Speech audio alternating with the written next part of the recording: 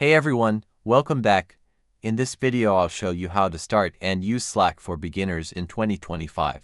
Slack is one of the best free tools for team communication, perfect for remote work, school projects, or business collaboration. Step 1. Go to slack.com and click on Try for free. Enter your email address and follow the prompts to create your workspace. You'll receive a confirmation email, so open that and verify your account. Step 2. After signing in, you'll be asked to name your workspace and create your first channel. Channels help you organize conversations by topic, like #general or #projects. Step 3. To send a message, click on any channel from the sidebar and type your message at the bottom.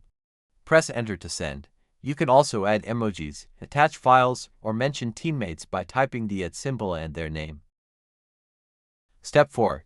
To invite teammates, click your workspace name at the top left, then select Invite People. Enter their emails and Slack will send them invitations automatically. Step 5. You can also start private messages by clicking on Direct Messages. This is great for one-on-one communication. Step 6. Use the search bar at the top to find past messages or files instantly. It saves a lot of time when your workspace grows, and that's it. That's how you start and use Slack for beginners in 2025.